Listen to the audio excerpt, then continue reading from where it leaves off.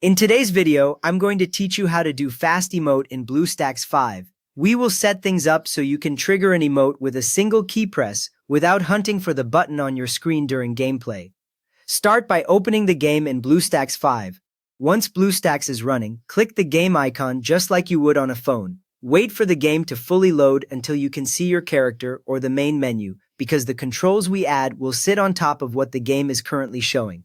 If the game asks you for any quick confirmations when starting, finish those so you land on the regular gameplay screen. With the game open, look to the right side of the BlueStacks window and click the Game Controls icon on the right toolbar. The icon looks like a small gamepad, and when you click it, a small panel appears on the screen. This panel shows different control options that BlueStacks can add on top of your game, and you should see labels mentioning controls or key mapping. From there, open Controls Editor. You will find the Controls Editor option in that Game Controls panel you just opened, and you only need a single click. When the Controls Editor opens, an overlay appears on your game with various control types listed, often on the right side. You might also see small transparent icons on the game screen if BlueStacks has created some default controls already.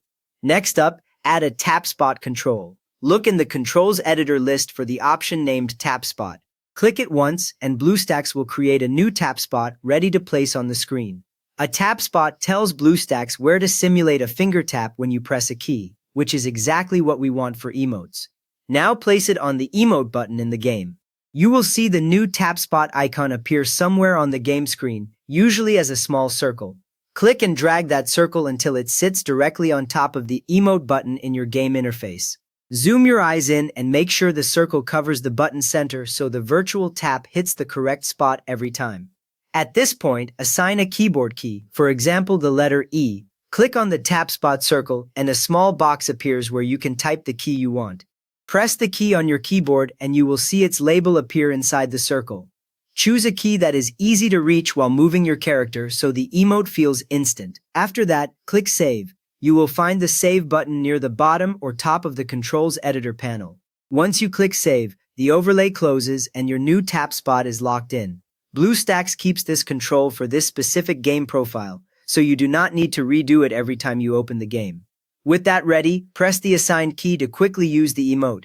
Go back into normal gameplay and tap the movement keys, then hit your chosen emote key.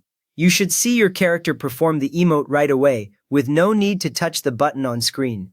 You have just set up a fast keyboard emote in BlueStacks 5, so if this made your emotes easier, a quick thumbs up helps others find it, and feel free to subscribe for more simple BlueStacks tips.